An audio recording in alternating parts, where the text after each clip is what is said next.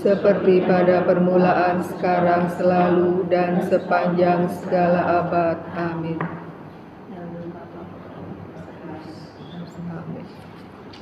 Selamat pagi. Pagi. Selamat bergabung, Bu Sur. Terima kasih Romo. Mohon maaf.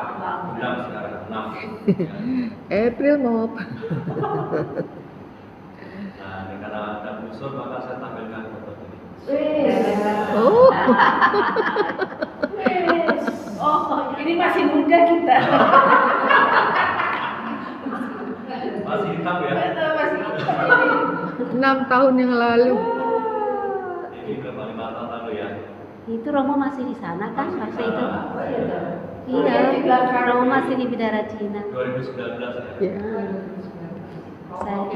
Saya ingat Romo bilang apa? Para saudari majulah ke depan gitu.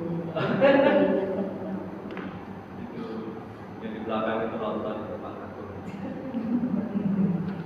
Nah, para saudari, kita akan melanjutkan pergumulan kita. Kemarin kita merenungkan akan hati Kristus yang terbuka untuk kita, selalu menerima kita.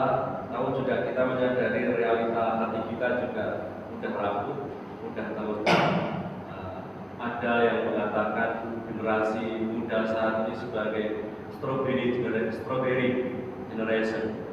Tapi kita juga melihat, kita juga merasakan sebagai strawberry heart, ya.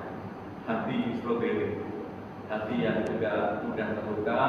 Tetapi juga kita yakin bahwa ketika kita mengenali luka-luka itu, kita juga akan semakin dibuat dewasa juga dengan luka-luka itu, ya. Dengan kasih Kristus itu. Nah, kita akan pada kesempatan ini merenungkan tentang simbol, ya, simbol. Kalau di dalam ensiklik kita selalu mendengar kata-kata hati Kristus yang tertembus tombak, hati Kristus yang terbuka.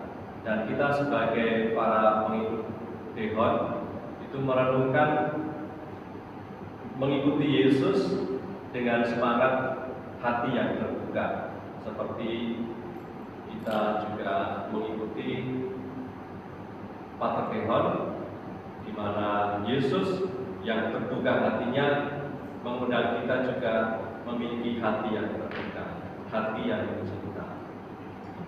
Maka pada kesempatan ini kita ingin mendalami tentang salib bekas kita, ya. Salib yang bolong tengah gitu ya. Apakah sudah pernah membaca sejarahnya? Belum ya. Saya kutipkan di sini. Awal mula mengapa kok ada salib ini ya, bentuk hati. Kalau logo kongregasi SCY yang resmi itu, kalau dalam pokok surat itu selalu ada berbentuk kayak ini ya, prinsip di bawah dengan kata-kata Adveniat Regnum Tuum, itu logo khas dari SCY. Tetapi kalau sejak kapan sebenarnya hati salib dengan hati yang terbuka, ya, salib dengan lubang berbentuk love, ya. Dan sekarang banyak orang menggunakannya. Ketika misalnya saya membantu melayani di Batu Putih atau di Binakarsa, di paroki-paroki Protesi pun ternyata ada anak-anak pakai salib dengan hati yang terbuka ini. Nah, ada sejarahnya yang sudah saya tuliskan bahwa sejarah munculnya salib berbentuk hati itu dimulai pada tahun 1978 di SCY Provinsi Jerman, di mana saat mereka merayakan 100 tahun SCY, sama seperti di sini ya. Ketika merayakan 100 tahun SCY, salibnya juga ada yang berbeda ya. Yesus memberikan hatinya. Nah, tahun 78 di Jerman itu juga ketika dalam rangka merayakan 100 tahun SCY kehadirannya, itu mengundang itu banyak orang muda untuk berkumpul dalam misi seperti Dionian D, ya. Nah, pada kesempatan itu lalu ada sayembara, ya. Sayembara atau kompetisi membuat logo, ya. membuat logo yang bertemakan hanya dengan hati seseorang dapat melihat dengan benar, di mana itu tema besar hanya dengan hati seseorang dapat melihat dengan benar. Kutipan ini diambil dari buku The Little Prince yang dikarang oleh Anthony de Saint-Exupéry.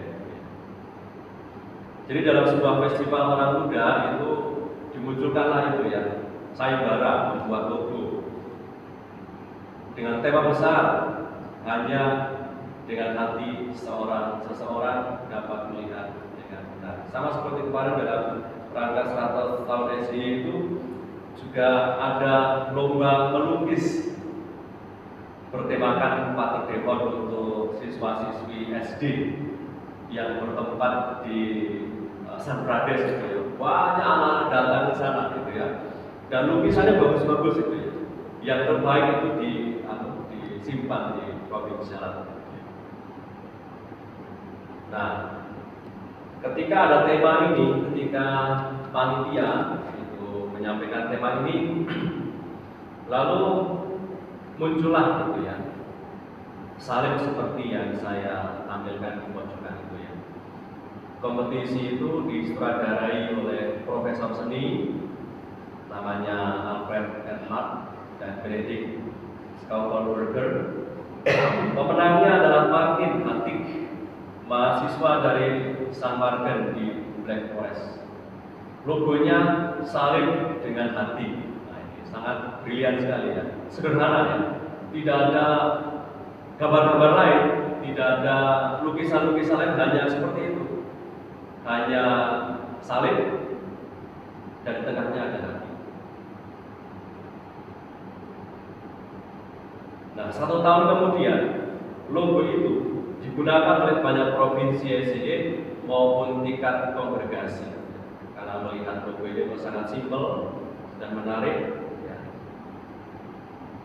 Bahkan sekarang ini banyak provinsi SDY di dunia, di provinsi-provinsi manapun juga logonya seperti ini ya. Logonya seperti itu dengan dikembangkan beberapa hal. Misalnya di pinggiran kiri kanan atas bawah hati itu ada tulisannya Ecce Venio, Ecce Ancilla, atau juga ada tulisan lainnya, gambar-gambar lainnya, tetapi bentuknya seperti ini ya, salib dengan hati terbuka.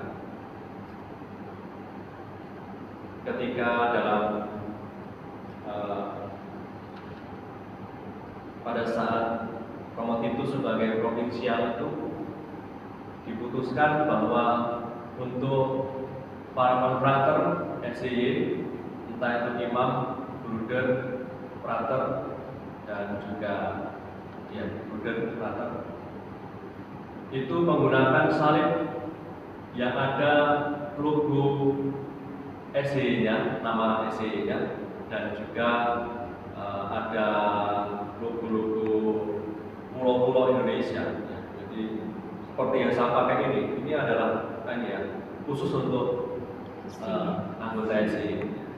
Jadi ada wajah siluet Pater Deon, ada tulisan SDY dan juga ada pulau-pulau Indonesia. Tetapi intinya sama ya, salibnya berbentuk hati. Tidak kelihatan pulaunya. Salibnya berbentuk hati, seperti para saudara semua yang memakai salib berbentuk hati. Nah, ternyata maknanya itu begitu dalam ya, maknanya begitu dalam. Salib dengan hati. Maknanya ya. Pada awalnya kita akan melihat sebuah salib ya, yang simetris. Namun ada hal yang istimewa, yaitu nampak ada lubang di tengahnya yang berbentuk hati yang tidak simetris ya, hatinya tidak simetris.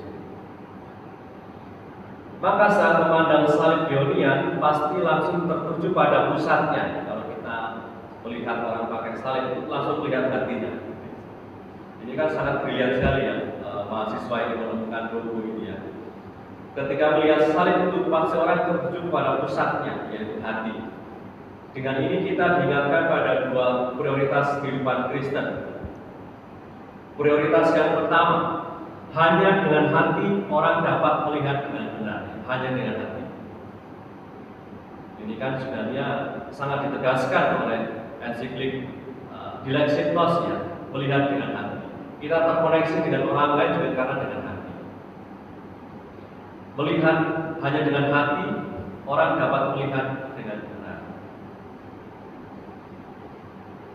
Kita tidak boleh mengabaikan hati berbicara. Di dunia yang penuh dengan materialistik dan rasional, betapa pentingnya kita tetap menggunakan bahasa hati. Bahkan jauh sebelumnya itu kita sudah merenungkan ini ya, sebelum keluar ensiklik itu Dilexit Nos itu ya, bahwa betapa pentingnya itu menggunakan bahasa hati. Ikutilah saran dari hatimu, sehingga tidak ada yang akan lebih setia kepada. Dengan hati, manusia bisa berjalan pada kebenaran dan kebijaksanaan. Dikatakan dalam kitab Putra Sirah, hati nurani seorang manusia dapat menceritakan situasinya lebih baik daripada 7 penjaga di menara tinggi. Itu tentang ini ya. Maksud pertama ketika orang memandang salib Dionian, salib untuk hati, di mana hati itu sungguh-sungguh memiliki peranan yang sentral dalam hidup kita. Bahasa hati, ya. Kata yang digarisbawahi di sini adalah tentang betapa pentingnya kita menggunakan bahasa hati. Bahasa hati itu bahasa yang merangkul, bahasa yang menyejukkan, bahasa yang menerima, bahasa yang memberikan perhatian. Itu yang dimaksudkan bahasa hati.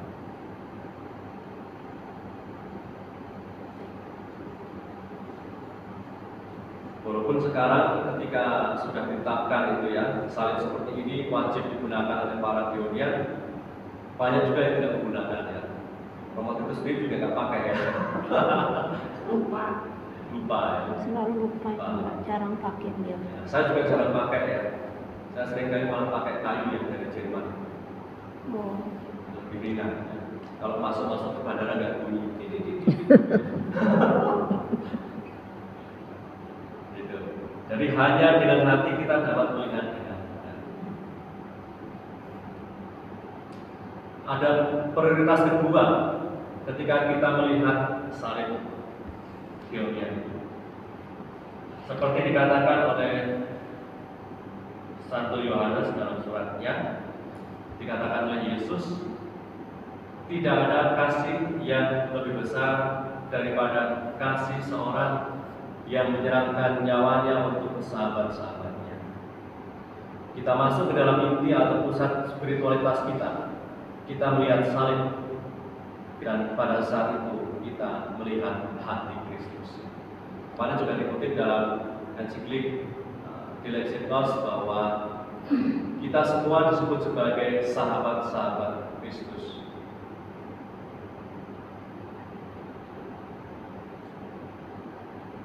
Di sana atau di hati itu, ketika kita melihat hati Dionian itu, salib Dionian yang ada hatinya itu, ketika ada lubang hati di situ, kita melihat hati Tuhan yang mencintai manusia sampai sehabis-habisnya, dengan mengorbankan dirinya, dengan menderita dan wafat di kayu salib. Melalui salib dengan hati yang terbuka itu, kita melihat cinta kasih Allah yang nyata kepada umat manusia. Pengorbanannya di kayu salib untuk menebus manusia merupakan wujud cinta hatinya yang senantiasa berubah dan buka bagi manusia.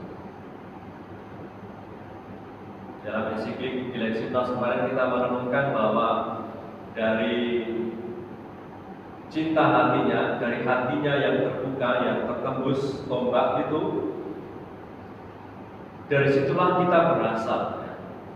Dari situlah kita berasal, dan itu merupakan perwujudan cinta Tuhan untuk kita, dan sekaligus menjadi sumber kehidupan kita.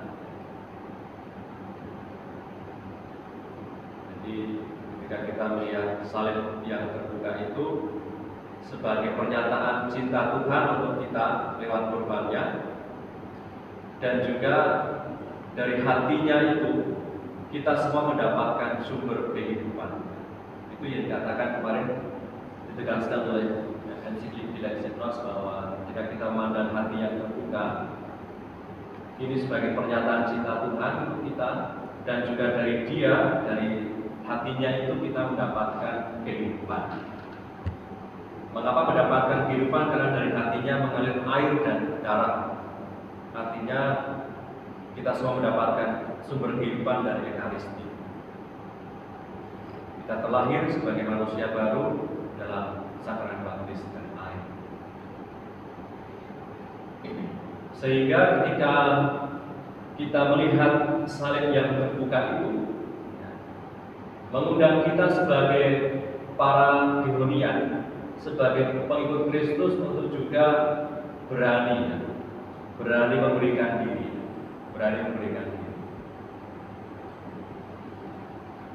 Logo dengan hati yang berada di pusat salib bukan hanya beresan semata, namun dalam ruang terbuka, ada ruang terbuka di situ. Ini adalah undangan bagi kita untuk mengisi ruang kosong ini dengan kehidupan kita. Jadi hati yang terbuka itu, salib pioner itu, kita diundang untuk mengisi ruang kosong itu dengan persembahan hidup kita. Hati terbuka mengundang kita untuk mengisi ruang kosong itu dengan persembahan hidup kita.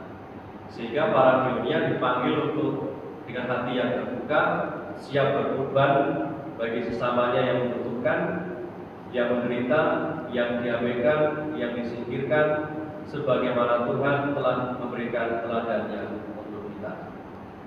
Jadi inilah panggilan kita sebagai seorang Gehonian, mengikut Pater Theon. Dengan semangat hati yang terbuka ini kita diajak untuk berani berkorban, berani juga memberikan diri,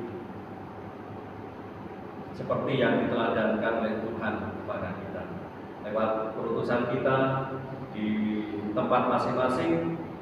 Adakah kita memberikan perhatian ini, memberikan perhatian ini untuk mereka yang menderita, yang terabaikan, yang tersingkir? Saya yakin bahwa para saudara semua sudah mengusahakan ini sebagai ungkapan bahwa hatiku terbuka untuk membantu sesama. Kesiapsediaan kita untuk menjawab kebutuhan gereja setempat, kesiapsediaan kita untuk menjawab kebutuhan di lingkungan kerja kita, lingkungan gereja kita, itulah yang bisa kita berikan sebagai pernyataan cinta kita kepada Kristus. Mengapa kita perlu mengisi ruang kosong itu? Ya, di dalam salib terbuka itu berbentuk hati, kita diajak untuk mengisi ruang kosong itu dengan persembahan diri kita, karena Kristus sendiri menggerakkan kita, ya. Kristus sendiri menggerakkan kita. Kristus sendiri menggerakkan kita, menggerakkan hati.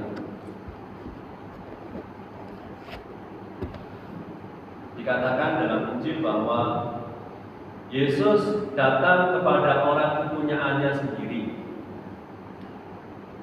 Dalam Yohanes 1 ayat 11 dikatakan, Ia datang kepada milik kepunyaannya, tetapi orang-orang kepunyaannya itu tidak menerimanya. Ya, dalam Yohanes 1 ayat 11. Kata-kata itu, ya, milik kepunyaannya itu merujuk kepada kita. Karena Tuhan tidak memperlakukan kita sebagai orang asing. Tadi dikatakan dalam Yohanes 15 bahwa kita ini adalah sahabat-sahabatnya, ya. Kita ini adalah sahabat-sahabatnya, bahwa dikatakan tadi dalam pemaknaan dari salib tadi bahwa tidak ada kasih yang lebih besar daripada kasih seorang yang menyerahkan nyawanya untuk sahabat-sahabat. Dan kita adalah sahabat-sahabat Kristus, di mana kita semua mendapatkan karunia penebusan dari pengorbanan Kristus sahabat kita. Sehingga kita diperlakukan bukan sebagai orang asing, tetapi sebagai miliknya. Kalau sebagai miliknya, maka Tuhan akan mengorbankan apapun supaya bisa menyelamatkan yang menjadi miliknya itu. Dulu ketika saya masih di Jogja sebagai frater, sebagai pemandi, rektor kami itu sangat kebingungan ya. Bagaimana caranya, solusi terbaiknya itu bagaimana supaya sepeda-sepeda yang dipakai oleh para frater itu bisa rapi dan juga tidak ada sepeda yang rusak. Para frater kan di sana itu, para frater sampai sekarang ya, kendaraan utamanya adalah sepeda. Kalau dulu kan sepeda onta itu ya, dulu zaman saya masih ngalamin sepeda onta, tapi sekarang kan sepeda itu ya. Sepeda bulu itu yang bisa ganti-ganti gear itu. Nah, rektor kami ingin mencari solusi bagaimana caranya supaya frater itu ketika meletakkan sepeda itu rapi, dan ketika ada sepeda yang rusak itu bisa ada yang mau bertanggung jawab dan juga merawat sepedanya dengan baik. Nah, karena sebelumnya itu sepeda itu ada begitu saja disediakan untuk para frater, siapa yang mau pakai silahkan. Nah, ternyata ketika diserahkan begitu saja, itu ketika ada sepeda yang rusak itu tidak ada yang mau bertanggung jawab. Mengapa? Karena ketika saya pakai sepeda yang A ini, ketika rusak, pedalnya itu agak kablik gitu ya. Maka hari berikutnya saya akan memakai sepeda yang B. Ya. Ketika saya dituduh merusakkan sepeda yang A, oh itu bukan saya yang pakai itu ya. Kemarin teman saya itu yang pakai. Dan seterusnya, saling menyalahkan seperti itu.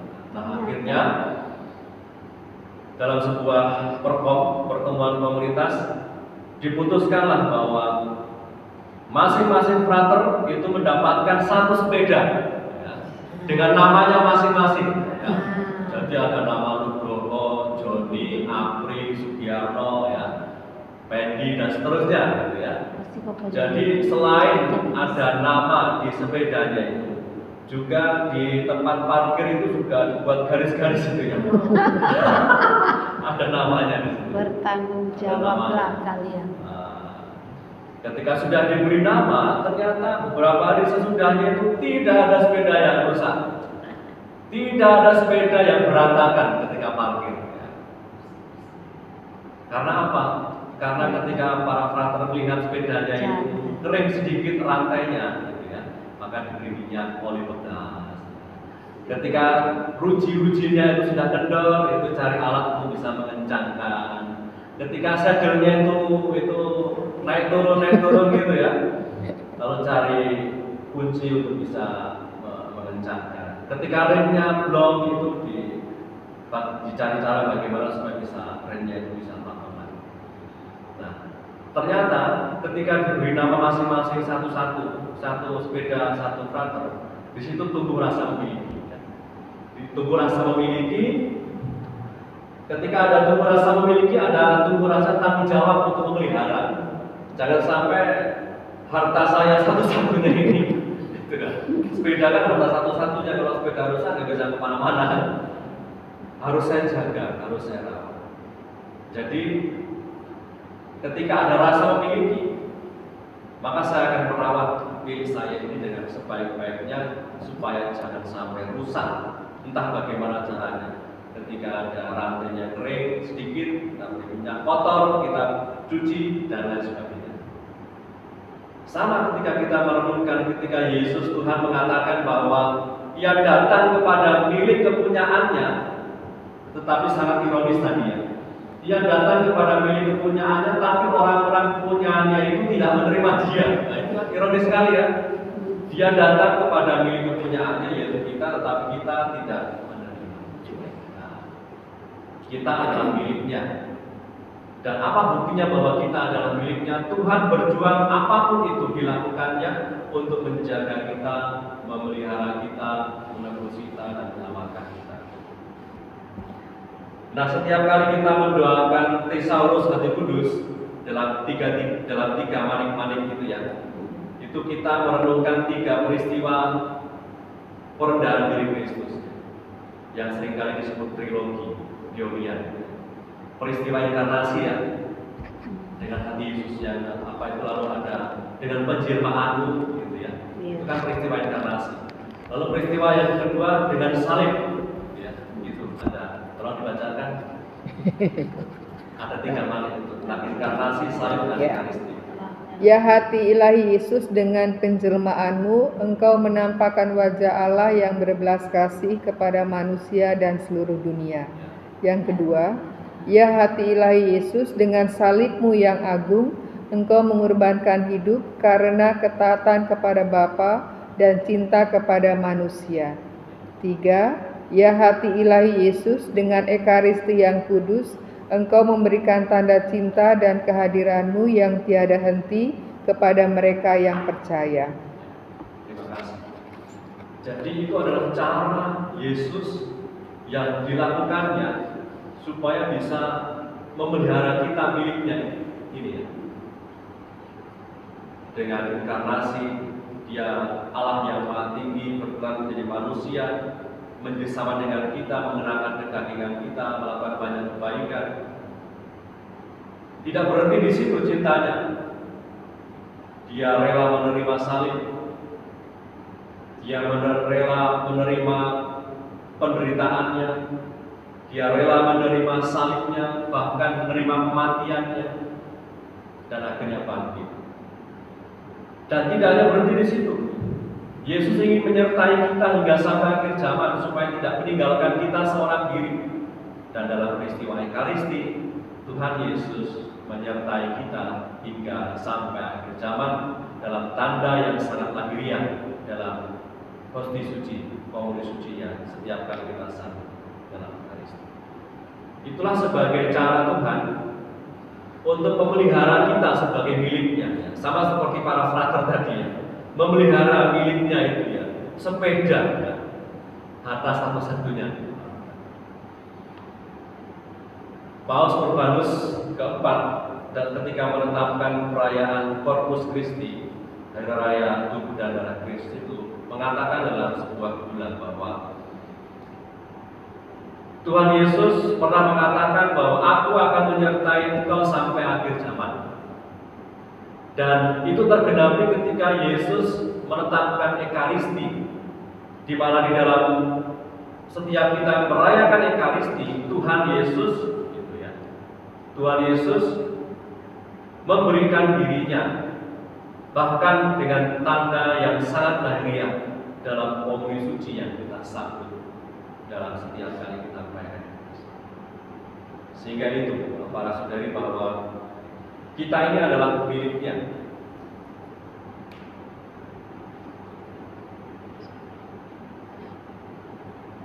Dia mendekatkan jarak dengan kita, bahkan dalam peristiwa-peristiwa yang kita renungkan, dalam peristiwa salib, dalam peristiwa inkarnasi, dalam peristiwa Ekaristi, kita semua melihat bahwa Tuhan Yesus sungguh-sungguh mengkenosis ya, mengosongkan dirinya dalam surat Filipi, mengambil rupa seorang hamba.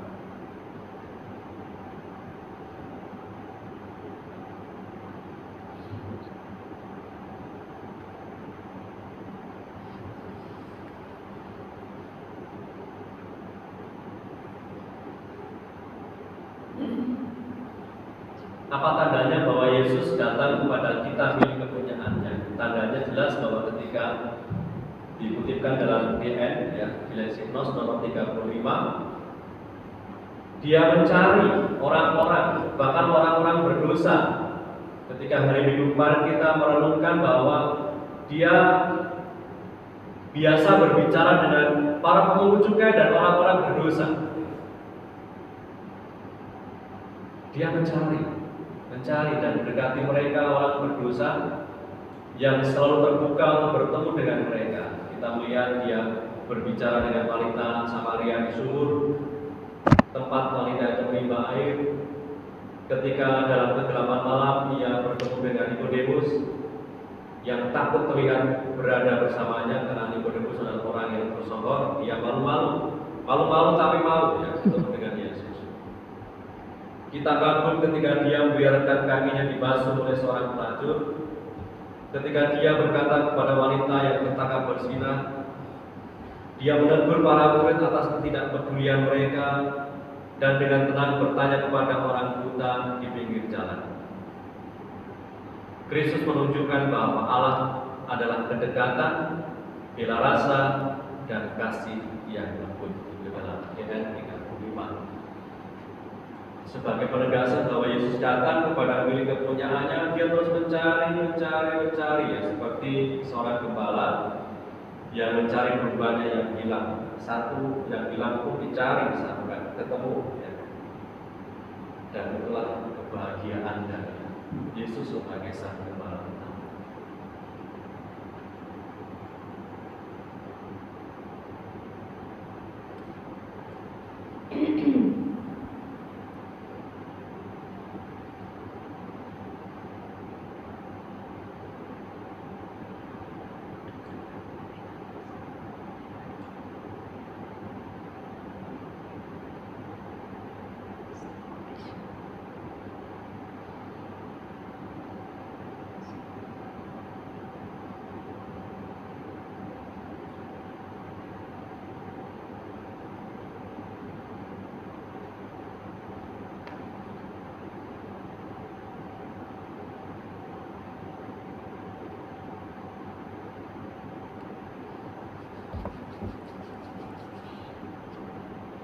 Maka para saudari,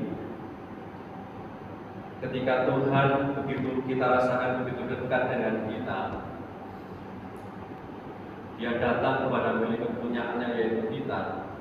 Namun kita juga pernah jatuh dalam situasi ini ya.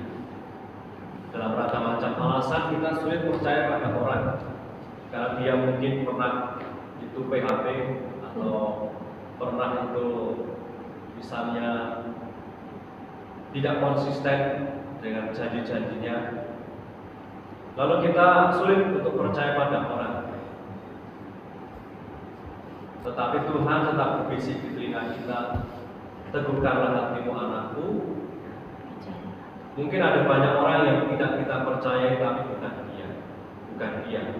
Kristus Tuhan yang adalah sahabat kita adalah pribadi satu-satunya yang bisa kita percaya, yang memberikan perhatiannya untuk kita.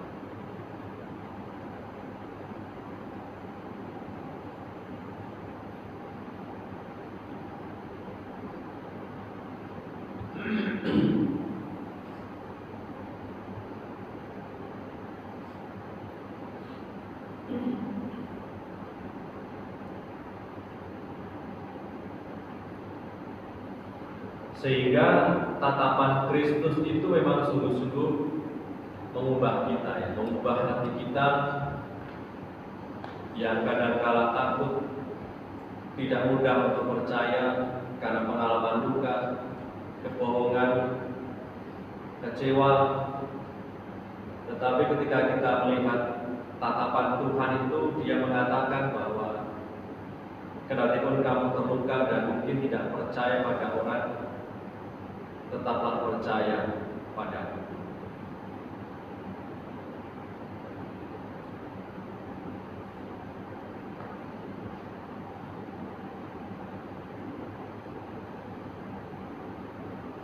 Amin.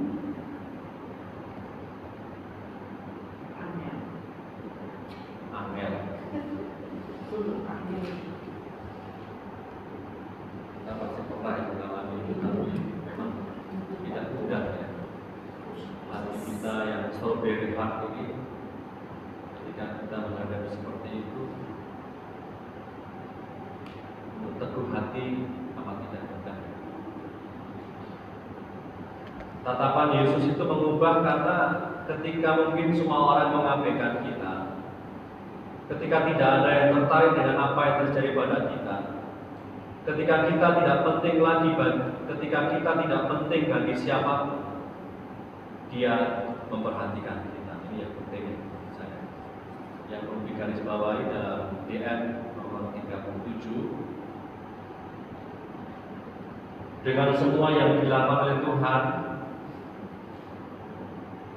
tindakan-tindakan yang dilakukan oleh Tuhan yang menunjukkan bahwa yang dekat dengan kita lewat mukjizatnya, ketika Dia menyembuhkan banyak orang sakit dengan menyentuhnya, dengan bercakap-cakap. Ya, ketika hari ini kita merenungkan dalam Injil itu ada seorang yang lumpuh didekati oleh Tuhan dan dia bercakap-cakap dengan orang lumpuh itu, tatapan Tuhan itu mengubah dia. Karena memang Tuhan memberikan perhatiannya bagi kekurangan dan kelemahan kita. Jadi ketika semua orang itu mungkin mengabaikan kita, kebaikan-kebaikan yang kita lakukan itu tidak dihargai dan tidak dipuji atau tidak diketahui, ketika tidak ada yang tertarik dengan segala hal baik yang telah kita lakukan, kita yakin bahwa Tuhan melihat dengan hatinya.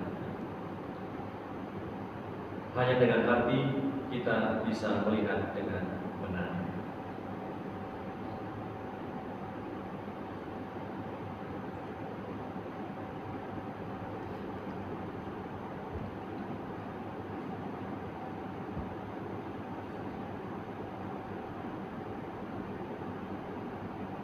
Yesus yang perhatian, Yesus yang berbelarasa, Yesus yang memperhatikan orang-orang kecil, Yesus yang memperhatikan hal-hal yang kecil dan sederhana.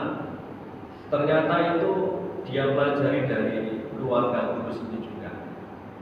Kita menyadari bahwa Yesus itu adalah sungguh Allah dan sungguh manusia. Dan dalam keadaannya sebagai manusia, Dia juga mengikuti proses kita sebagai manusia, yaitu proses pembelajaran, pembentukan karakter secara manusia.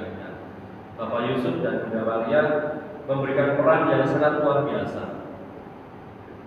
Bagaimana Yesus itu bisa tampil dengan penuh percaya diri di hadapan alim ulama, itu kan karena peran Bapak Yusuf. Dia mengambil peran yang sangat penting untuk mengajari anaknya Yesus untuk bisa mengenal isi Taurat, bisa khatam, dalam bahasa saudara-saudari kita bisa khatam Al-Quran, gitu ya. Tuhan Yesus pasti juga khatam Taurat, gitu. Karena apa? Didikan arahan dari Bapak Yusuf. Dan ketika dalam Patris Korde itu dituliskan juga bahwa ketika Yesus berbelas kasih, ketika Yesus memberikan perhatian kepada orang-orang kecil, itulah juga yang terungkap dari apa yang diajarkan oleh Bapak Yusuf. Jadi bagaimana Yesus mengampuni, bagaimana Yesus mengajar, bagaimana Yesus itu berbelas kasih, bagaimana Yesus menghargai hal yang kecil dan sederhana itu, ya seperti itulah yang diajarkan oleh Bapak Yusuf dan Bunda Maria. Karena Yesus sungguh-sungguh mengalami proses pembelajaran seperti kita manusia.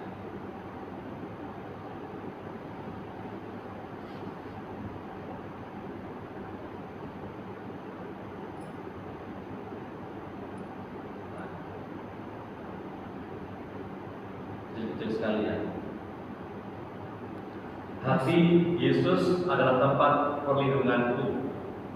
Kita diajak untuk bisa merasa seperti Yesus merasa, melihat seperti Yesus melihat, mendengar seperti Yesus mendengar.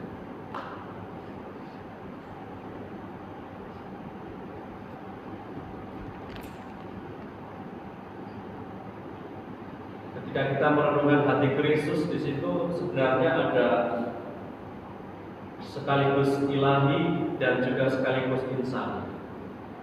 Ketika kita merenungkan hati Kristus, kita tidak hanya melihat Yesus sebagai seorang manusia dengan segala emosi yang dimilikinya, tetapi ketika kita merenungkan hati Kristus, di situ juga ada terwujud keilahiannya yang berbelas kasih, yang berbelarasa. Karena kita merenungkan bahwa kita meyakini bahwa Yesus adalah sungguh Allah dan sungguh manusia. Dan ketika kita merenungkan hati Yesus, itu tidak hanya terungkap dengan emosi-emosi manusiawi, tetapi juga terungkap dalam cinta keilahiannya yang ingin menyelamatkan kita, menebus kita, memberikan yang terbaik untuk kita.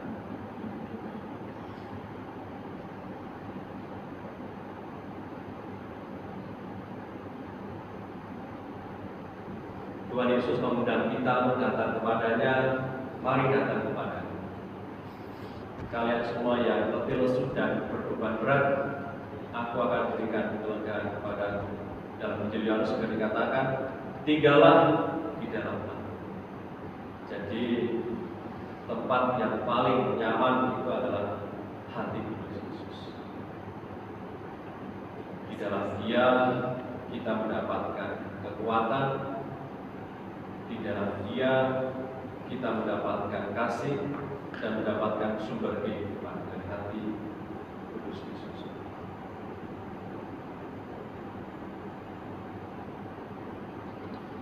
Kata-kata Yesus menunjukkan bahwa kekudusannya tidak mengesampingkan emosi yang dalamnya.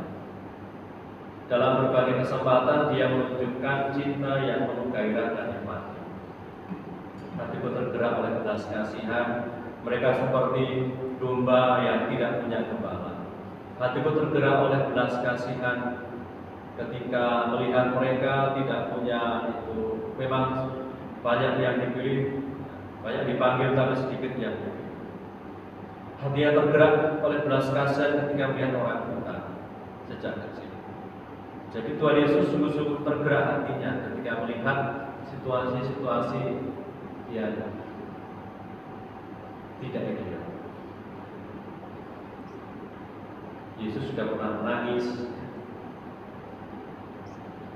Yesus juga lapar. Yesus bisa mengerang kesakitan.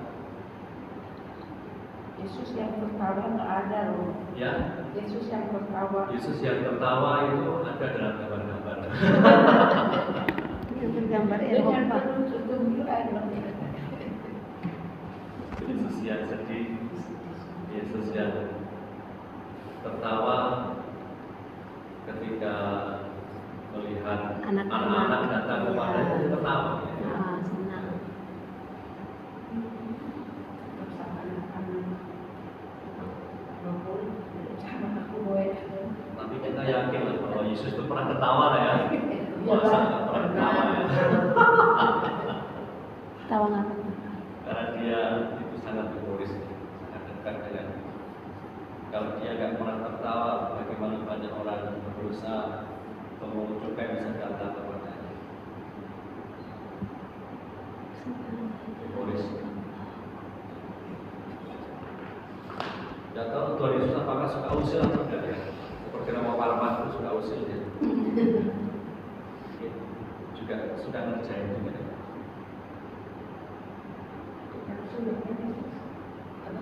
Yesus kan tukang sulap. Nah, selama banyak orang dekat ya. Iya. Rotinya jadi banyak. Kalau di sini banyak anak kecil mendekat. Ikan. Ya. Daya tarik Tuhan Yesus itu luar biasa dari mulai bayi sampai orang-orang tua itu sungguh-sungguh daya tarik yang luar biasa. Kira-kira wajah Yesus ketika sedih mungkin seperti ini ya. Kira-kira. Ganteng kali. Dalam DN nomor 46 dikatakan bahwa Kristus dalam tulisan yang saya belum itu ya, bahwa ungkapan cinta yang paling agung itu adalah salibnya. Salib bukanlah sebuah kata kosong. Salib adalah cinta murni. Itulah sebabnya Santo Paulus yang berusaha menemukan kata-kata yang tepat untuk menggambarkan hubungannya dengan Kristus dapat berbicara tentang anak Allah yang mengasihi aku dan menyerahkan dirinya untuk aku. Inilah keyakinan Paulus. Anak Allah, yakni Yesus, mengasihi aku dengan caranya di mana Yesus disalibkan itu. Yesus disalib itu untuk aku. Yesus disalibkan itu demi keselamatanku. Yesus disalib itu supaya aku terpelihara dari dosa.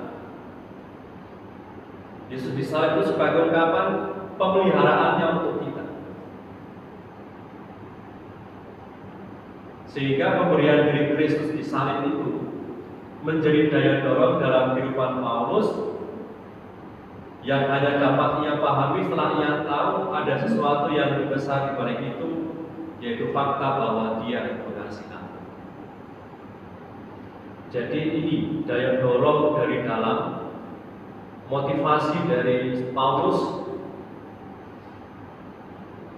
yang sangat mendasar bagaimana dia pergi ke segala bangsa mewartakan Injil, karena ini gerakan bahwa Yesus sungguh-sungguh mengasihi dia secara personal. Dan kasih Kristus itu di mana dia sangat sungguh-sungguh dikasih, kan ini pengalaman personal dari Paulus yang dalam surat Galatia ini, di mana Yesus mengasihi aku dan menyerahkan nyawanya untukku. Itulah yang mendorongnya untuk bisa memberikan diri mewartakan Yesus kepada semua bangsa bahkan di akhir hidupnya. Itulah yang menjadi gerakan dari Santo Paulus, sehingga banyak bangsa bisa mengenal Kristus. Dia disebut sebagai rasul para bangsa. Ketika dia bertobat, mendapatkan penambahan di Damsyik, itu dia tinggal beberapa saat bersama dengan Petrus, ya, belajar dari Petrus sebagai murid Tuhan Yesus. Sudah yakin akan pengajaran dari Petrus, dia lalu pergi ke berbagai tempat mewartakan Yesus. Nah, inilah para saudari kenyataan ini, ya, kenyataan bahwa kita itu sungguh-sungguh dikasihi. Kenyataan bahwa kita sungguh-sungguh dikasihi oleh Yesus, sama seperti pengalaman dari Santo Paulus.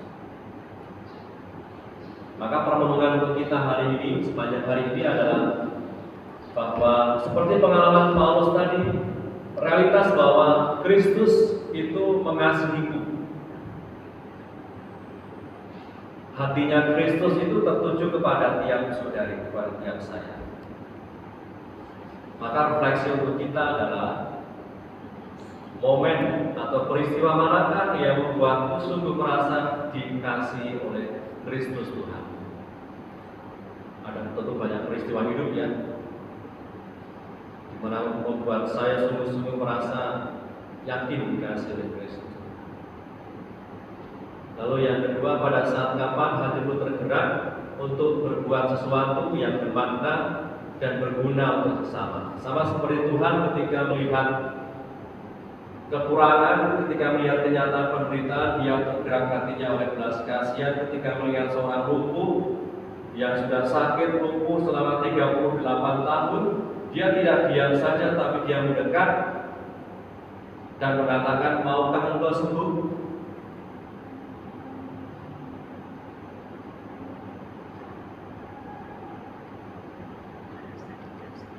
Jadi ada kalanya kita itu tidak lalu menunggu orang meminta bantuan kita.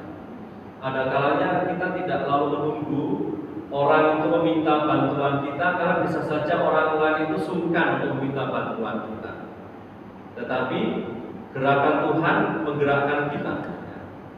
Tindakan Tuhan menggerakkan kita untuk menawarkan sesuatu, berinisiatif terlebih dahulu dengan mengatakan, maukah engkau membantu? Ketika melihat kenyataan penderitaan, maukah engkau membantu?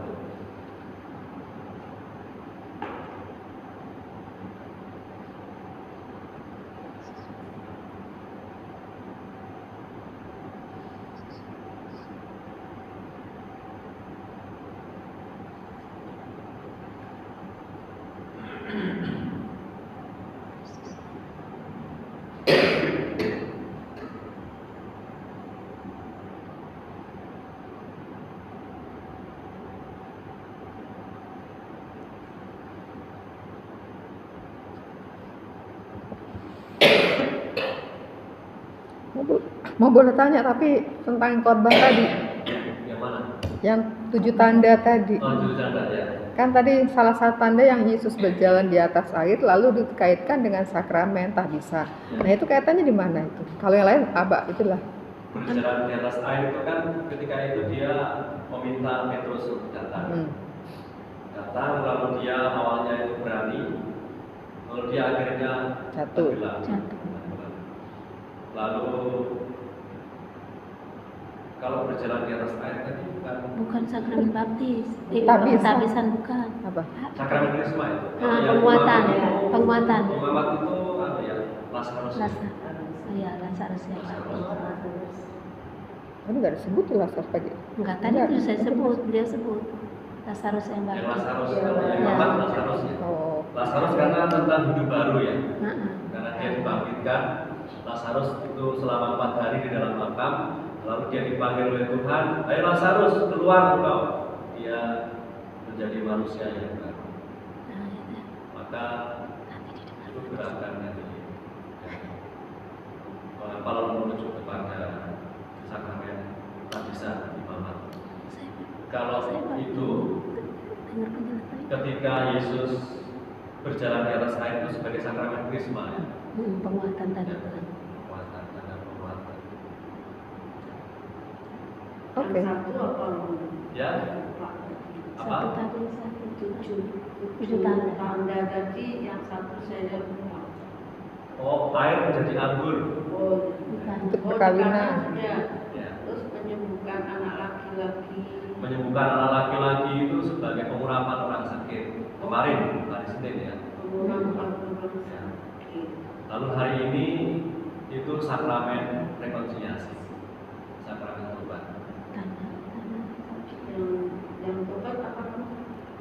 Yang Pada hari ini tempat tadi. itu Yesus memberi makan. Itu Itu Ekaristi. Ekaristi. Ya. Yang tobat apa?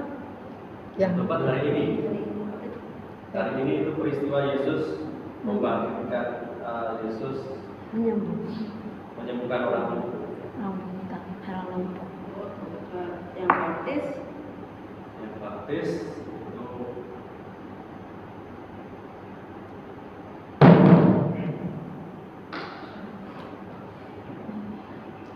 yang baptis ketika Yesus lupa tadi saya. Lupa. Nanti tadi kunci rekam itu tadi. Coba tadi direkam ya. ya nanti deh.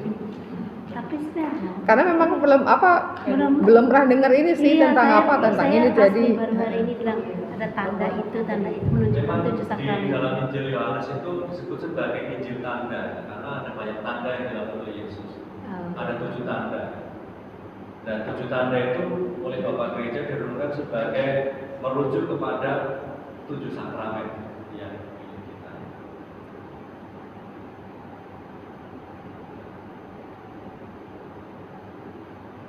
Kamu saya belum tanya tentang ini tadi, kebetulan memang saya sudah berpikir lalu keluar sebagai bahan refleksi itu tentang Yesus yang bergerak hatinya oleh belas kasihan. Lalu kan kami ini juga sebagai muridnya diharapkan berbuat seperti itu.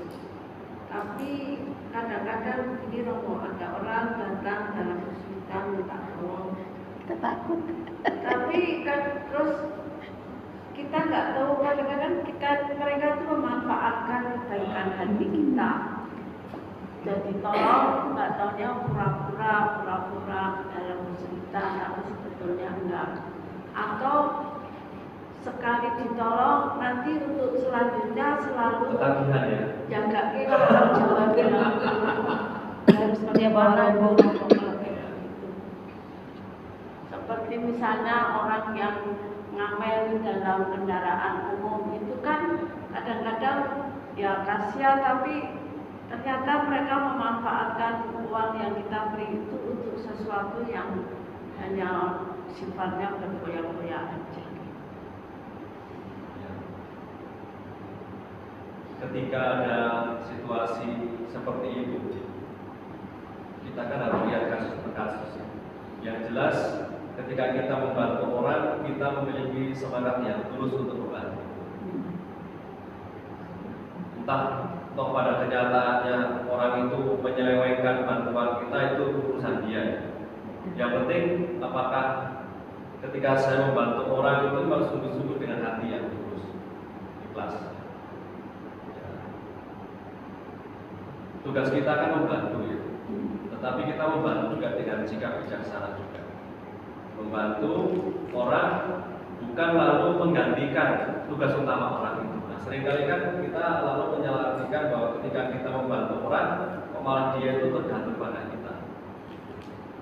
Kita membantu orang itu supaya orang bisa membantu dirinya sendiri sebenarnya. Jadi itulah yang dalam ajaran sosial gereja itu sungguh-sungguh dikatakan bahwa ketika kita membantu orang, artinya membantu orang itu untuk bangkit dari kelemahannya. Jadi sama seperti Yesus ketika menyembuhkan orang buta. Jadi orang buta ini tidak tergantung lagi kepada Yesus, tetapi dia bisa bangkit dari keterpurukan. Jadi kalau kita membantu orang ya kita juga harus bisa melihat bahwa harapannya orang itu bisa memanfaatkan. Tetapi kalau dia selalu datang kepada kita, minta lagi bantuan kita kan bertanya juga kepada dia. Kemarin gimana? Kalau diajak ngobrol aja, tidak usah diberi uang. Kalau diberi uang lagi ya pasti tuman. Harus ada hati yang ketika kita membantu orang, kita memang dengan tulus membantu orang. Karena itu ya, sikap batin kita memang untuk membantu orang itu supaya bisa bangkit dari keterpurukan. Gerakan Kristus yang membantu kita itu juga menggerakkan kita untuk membantu orang. Semoga bisa sedikit ya menjawab kegelisahan dan usul.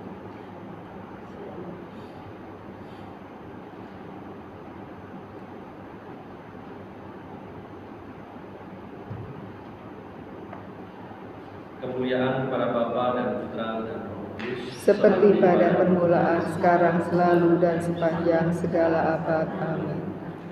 Bapa dan Putra dan Roh Kudus. Amin.